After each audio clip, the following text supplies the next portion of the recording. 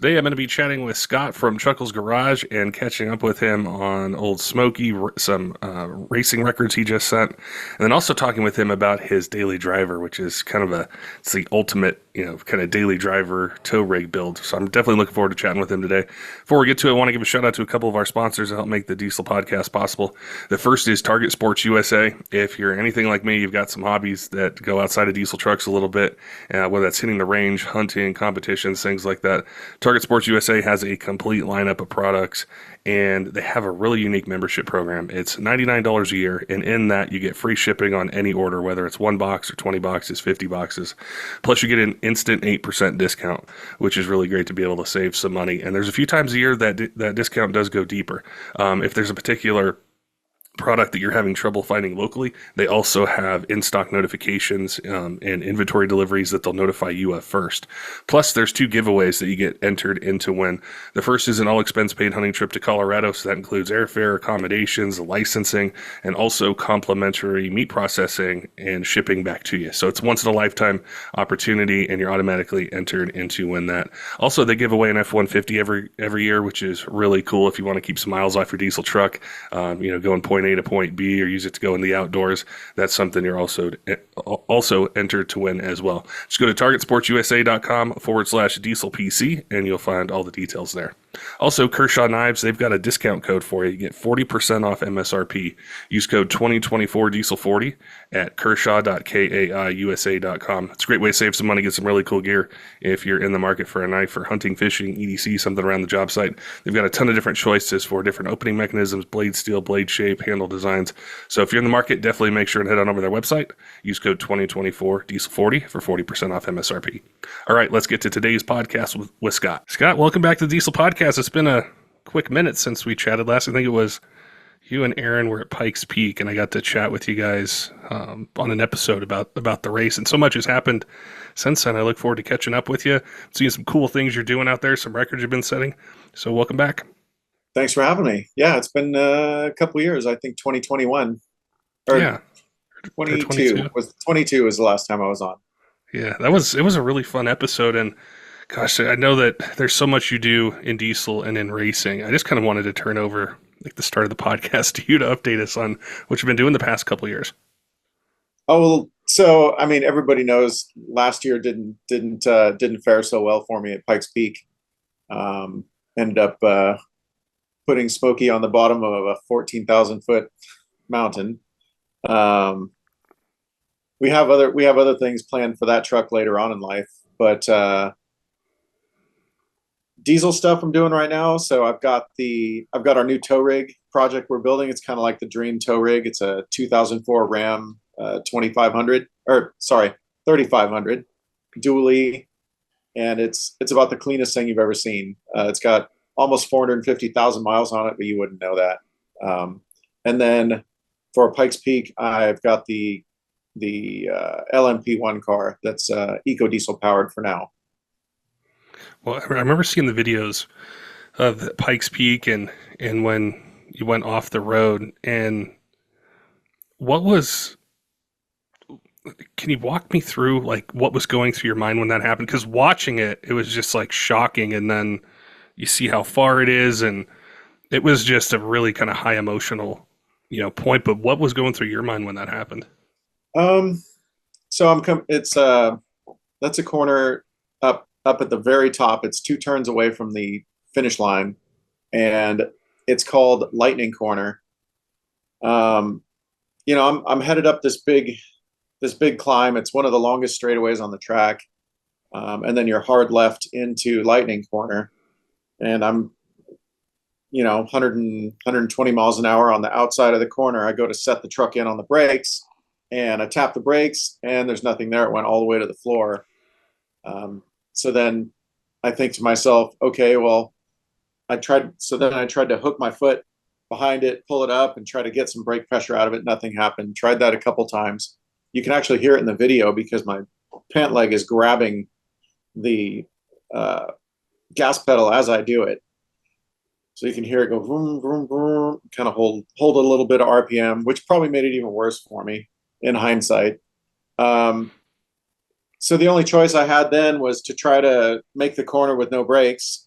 and I didn't want to go off on the far side of the corner because it's even worse. So I chose to just try to turn into the mountain and scrub some speed. Well, that didn't work out either, because as soon as I hit the mountain, I had so much speed and energy, stored energy in the truck, that it just shot the truck up in the air and off the mountain. So kind of felt like a lose-lose situation.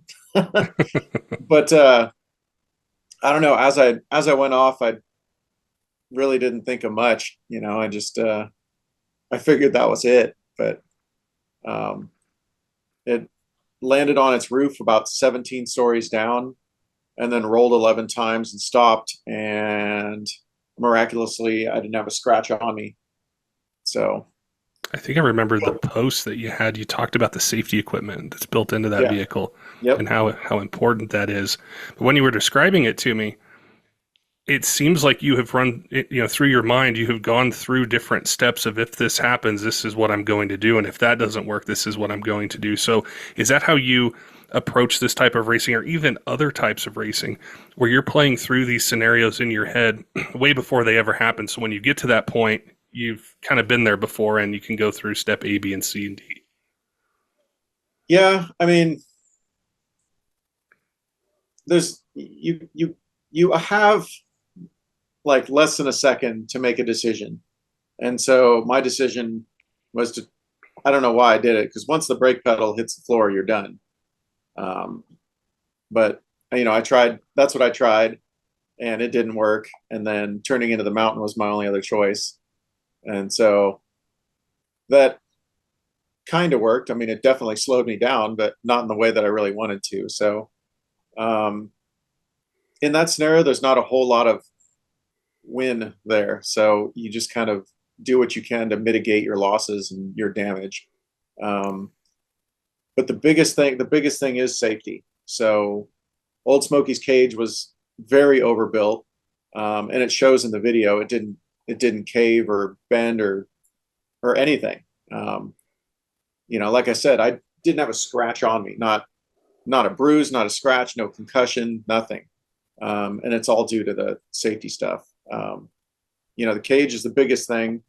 Seats and belts are another one. I had a sawbelt full containment seat. It's called a GT pad, and it has different pads you can change out to really get you fitted perfect in the car, so you're not bouncing around. And that kept my head fine and my neck fine. Of course, a Hans device.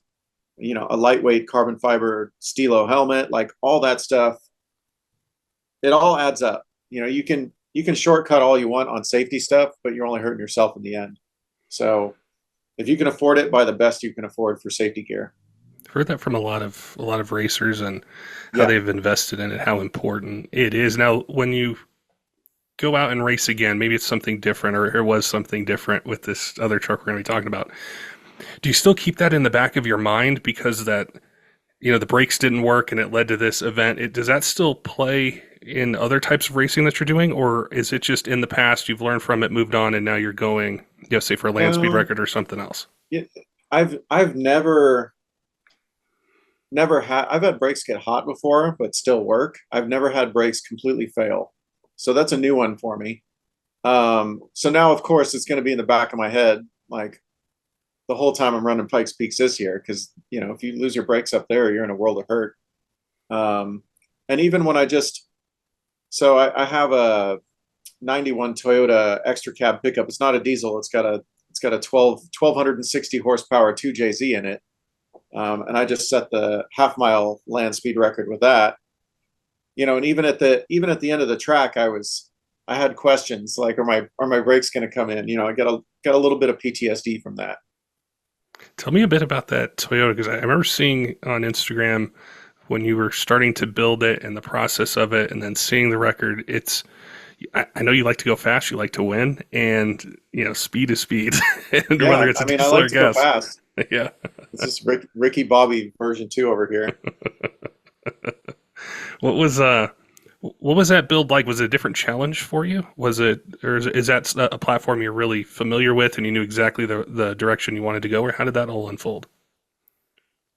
I mean, I'm not really familiar with the platform, like a 91 Toyota truck. So I had the same exact truck in college, and it was just a mini truck all slammed to the ground. So you don't really do much to it to make that happen. But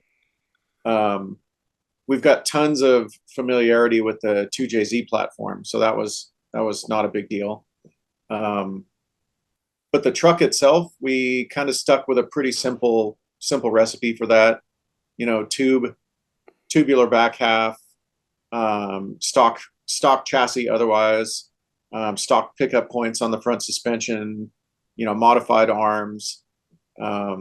We used a 6XD sequential transmission in it, which is gross overkill for land speed racing, but the more I can focus on driving and not like shifting an H pattern or anything like that, you can go faster. So probably going to add an air shifter to that, so it just automatically shifts. I don't know. It's a cool truck. You'd have to see it. It's in the old Ivan Iron Man Stewart livery that he ran his trophy trucks in, you know, in the 80s and 90s. So it's got that kind of nostalgic feel to it. Plus, you know, it's a 90s Toyota. I think those are the best small trucks ever made. I was able to meet him once. It was really cool. It wasn't in any like professional capacity. It was just passing, you know, in passing, and I recognized him, and I think he was driving a Tundra. And it was really cool because he was somebody I look forward to. And when I was growing up as a kid, he was the guy, right? So he was right? the one. Yeah, dude's a legend. I'd love to talk him into taking the land speed truck out for a run at Bonneville when we're at Bonneville this year. That'd be cool. That'd be so cool. There was something else I saw you had posted, and it really got me interested because it's that '04, that 3500 Cummins that you got. Because Yeah. one, that's kind of my grail year range of Cummins, and then that red is my favorite color for a truck as well. So I was going through it, and I wanted to talk about more of that build. You did a great job of outlining it, but I thought it'd be great for our listeners to hear why that truck, why that one is your favorite or one of your favorites, and then, you know, what helped it get to that mileage, because it does look absolutely clean. I would not have guessed there's 450,000 plus miles on it. Yeah, so the condition. So I bought it from my friend Sydney, and she took really good care of the truck. So that's all on her. So I get to be the caretaker of it now. And when I got it, it probably had, you know, 5,000 less miles than it has on it now. So I haven't run the miles up on it. But to me, like the third gen is like the sweet spot for the trucks because it still has the 5.9 Cummins. And the earlier one, the 2004, has the NV 5600, which is the best manual 6-speed those things ever came with. And if I'm not mistaken, they only came with it in 2004 or early 2005.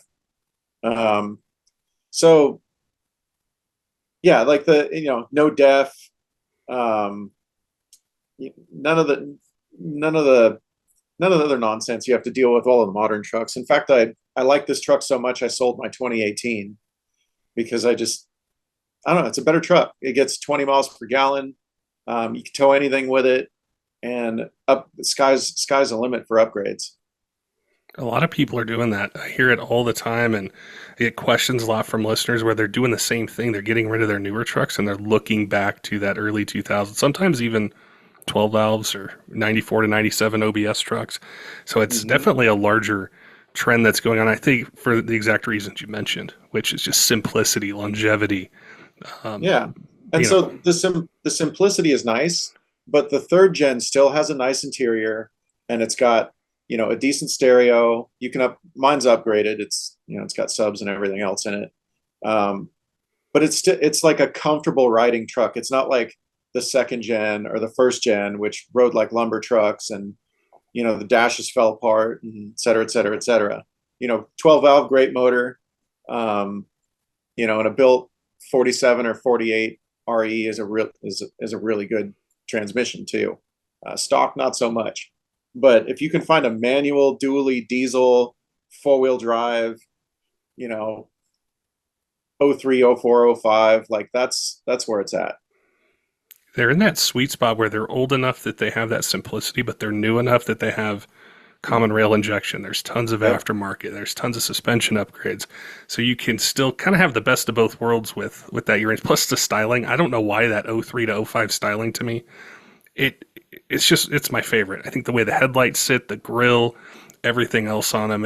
I like it a little bit more than like the '06, '07s when they change the headlights on the front end. But that's my grail truck. So I saw it, and you had a bunch of a bunch of big plans for it Yeah. with upgrades. What do you got planned?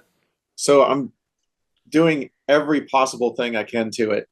Um, Banks came on board and they threw the entire catalog at it with me.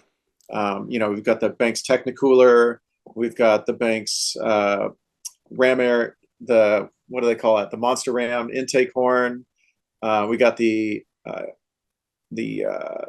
tuner on it, which I think it's like a 90 horsepower tune. You can plus 90 horse, and then it's their, I forget the exact name of it. They're gonna get mad at me for this, but it's the one that helps tune for economy too.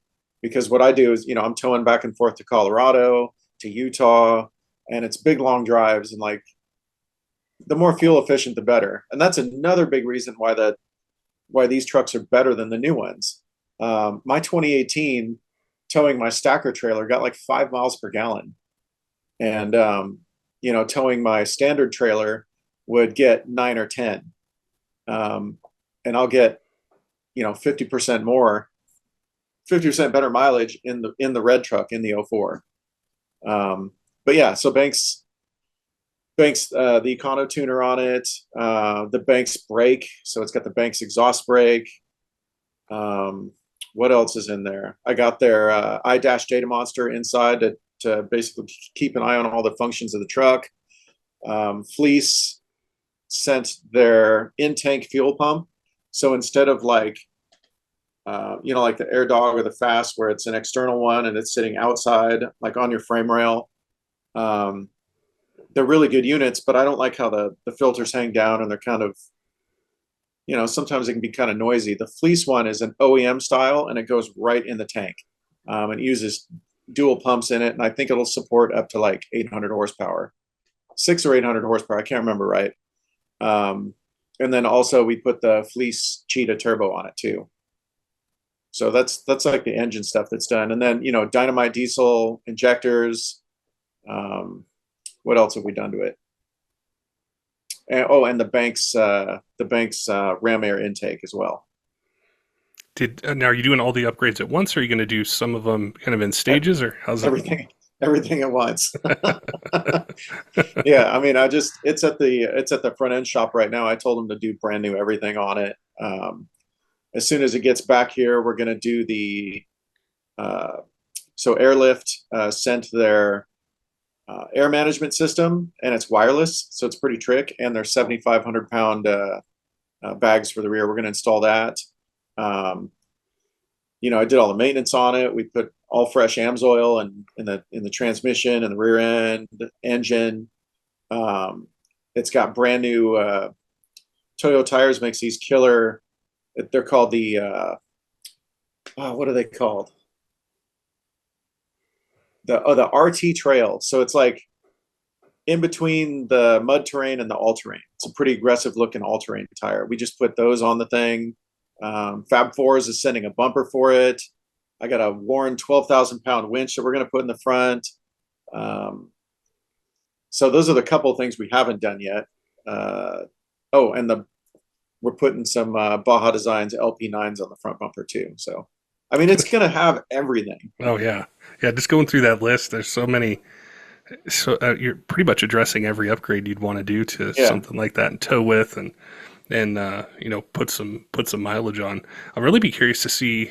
We could chat again in the future after you've towed with it a bit, done some road trips, because a lot of people ask about doing a bunch of those different combination of parts, or doing the Fleece Cheetah with the 90 horse Dynamite injectors, or the Banks intercooler, and it's so cool to get real world feedback on that, especially on those trucks. As like I said, a lot of people are looking back towards those old ones. So while you or I may know a lot about them, remember when they were new and all the things you could do. It's almost like a whole new world for some of these guys that are just jumping into it.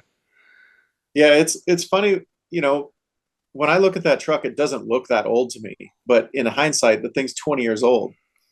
You know, it's I don't know, makes you feel like an old man when you look at your truck and you're like, oh, that's not that old, but it's 20 years old. Like today, I have an '84 Toyota 4Runner.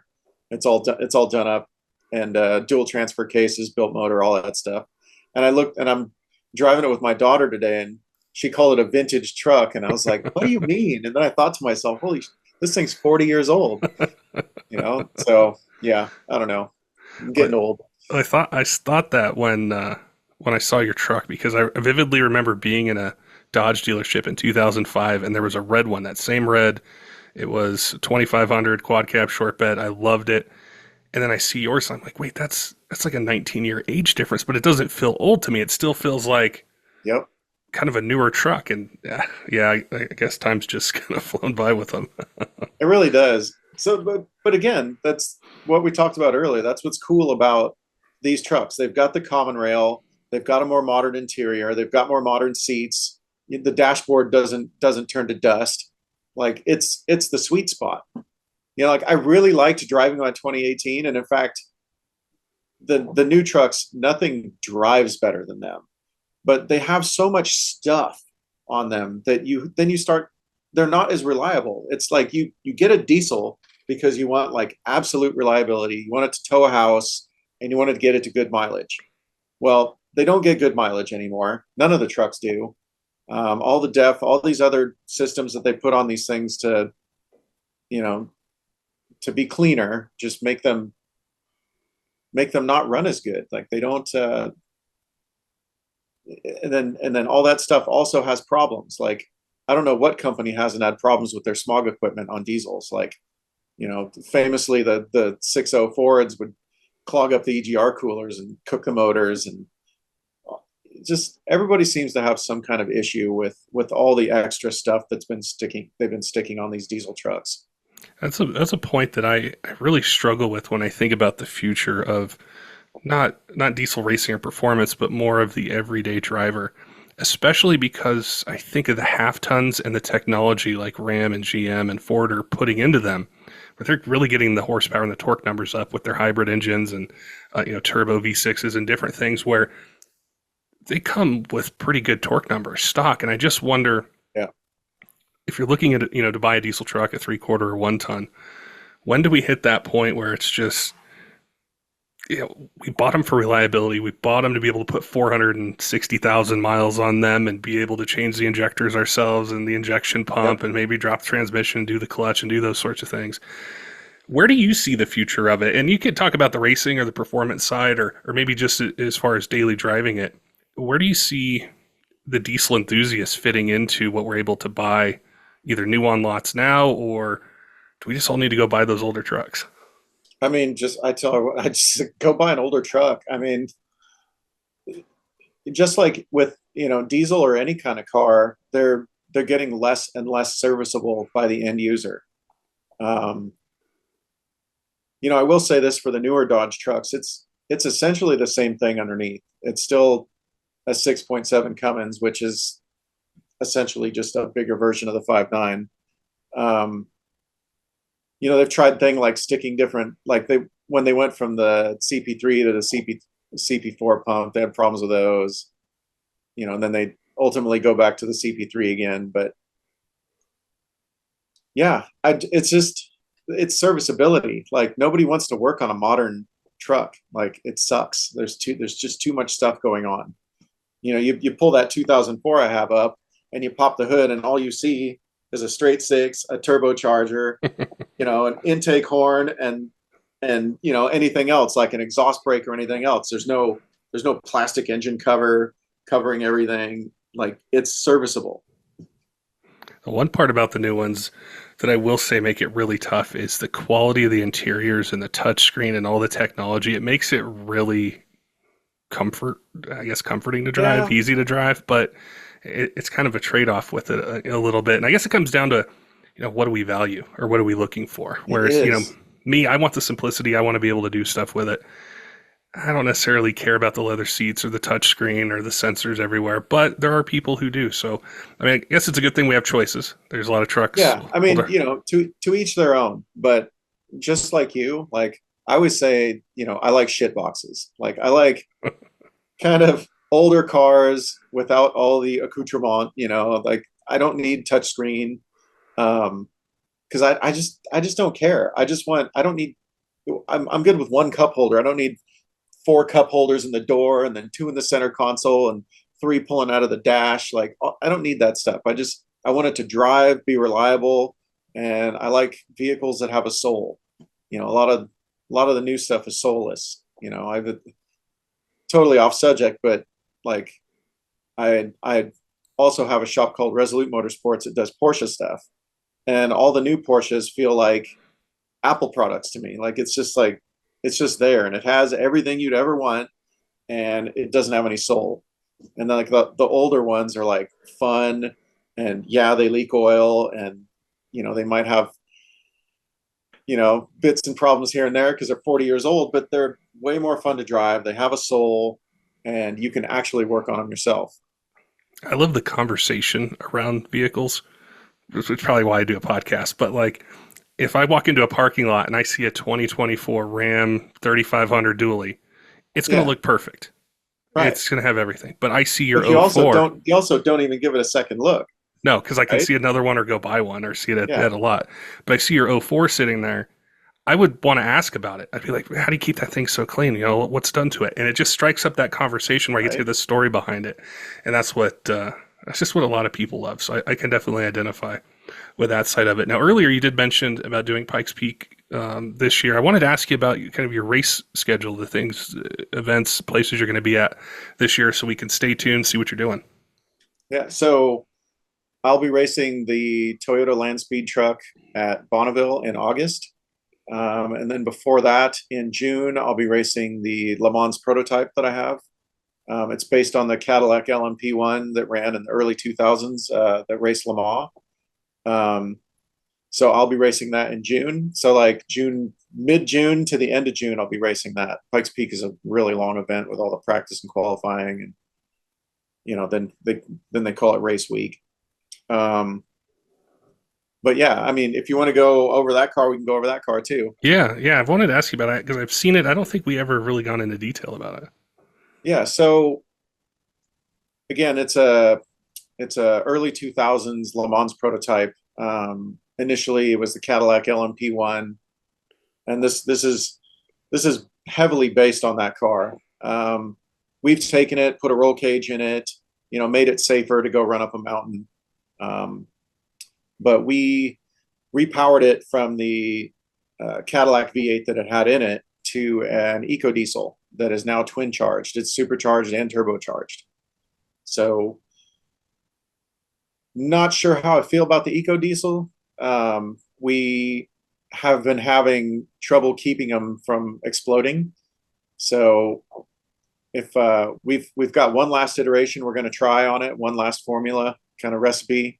If that doesn't hold together this year, then we're going to swap over. We're just going to take the reason I didn't put a Cummins four-cylinder in it before was weight. I wanted to save weight, but I think I've sacrificed reliability for weight, and I'd rather have the weight. So if this doesn't hold together next year, we're going to put a 4.5 ISB in it, and then Freedom Racing Engines and Fleece will be putting that together. People ask about eco diesels all the time, and it's one of the hardest things for me to answer because I haven't really seen a lot of vehicles where it's being pushed to an extreme level. And then our I listeners think know, this is the only one we've yeah, we've made we've made almost 700 horse on the dyno with these things, and they seem to be reliable on the dyno until we get the last one on.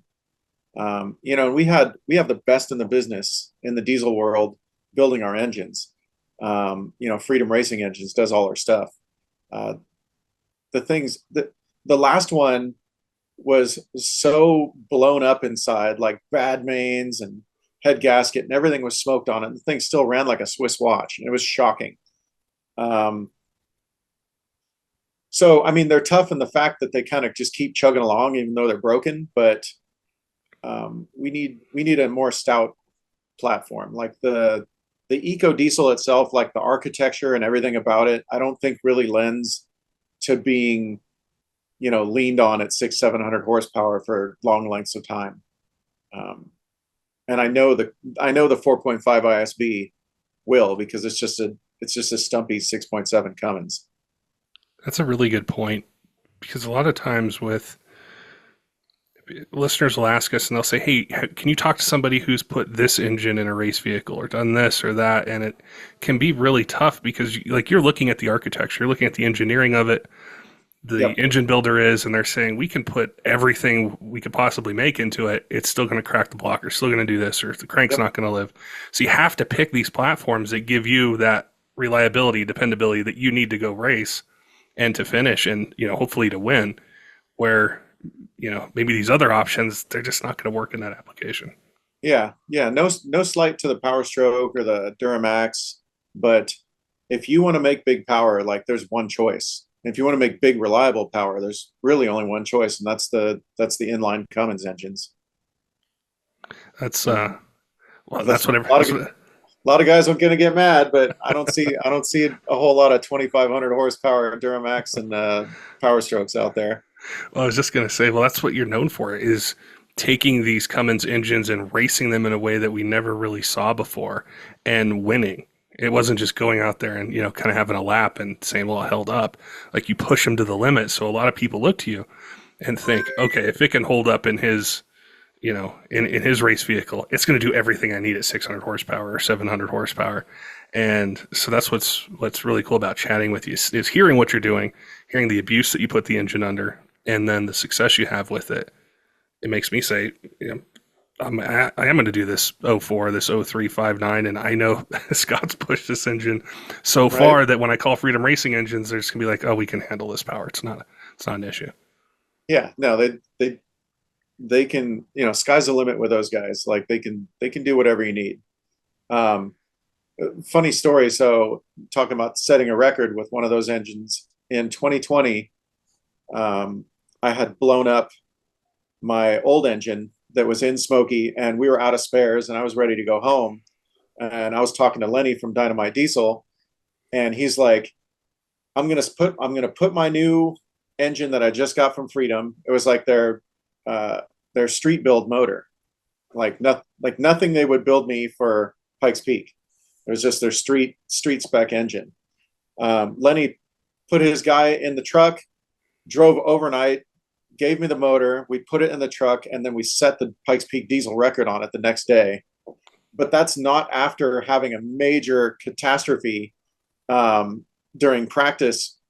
Actually, not the next day. 2 days later, we set the record. The next day, we actually hot seized the thing on the mountain because we had a massive cooling failure, and mostly because one of the other competitors reached in and was playing with some switches on the truck. Total whole nother story there. We won't talk about that guy. He didn't get him. He didn't get invited back to Pikes Peak though. Um, yeah, we that engine was so tough. We hot seized it when it overheated. Like it stopped running.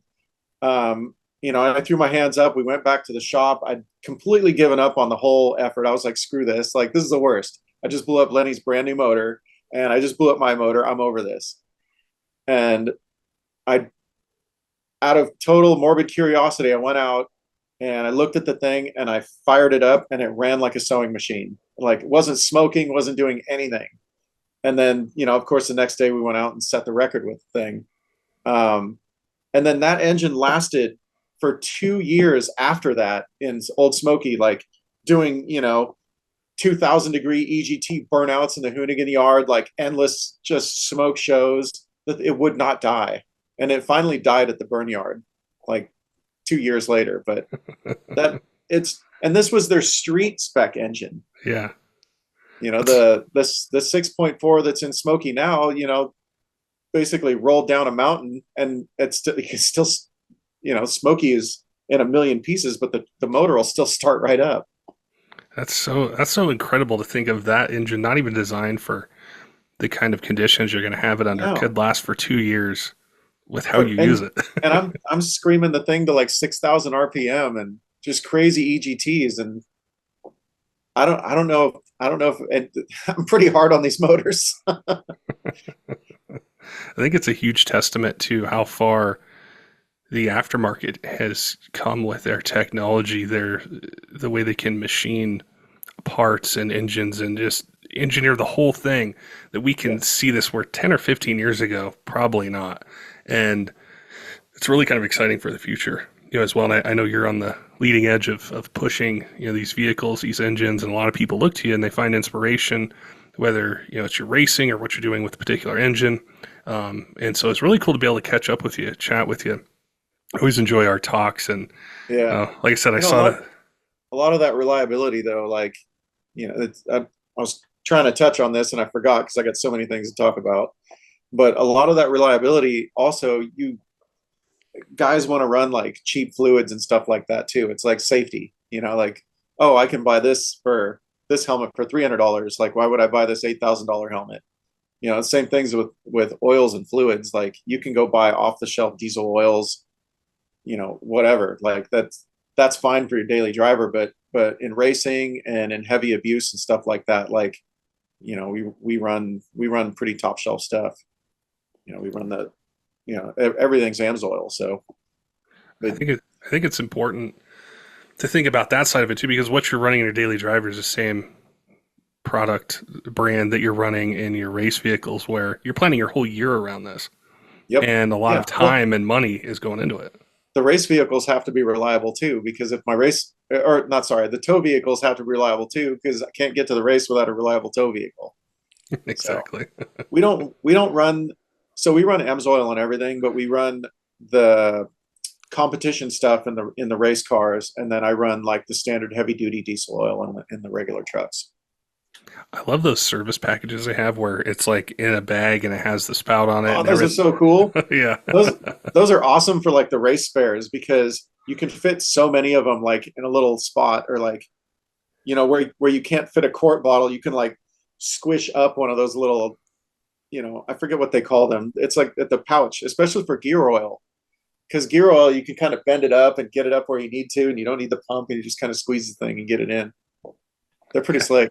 Yeah, those are so cool. I was like, man, I can't believe it wasn't thought about sooner. But it makes it just so convenient. Yeah, like I said, it was cool to catch up with you, Scott. I love watching what you're doing.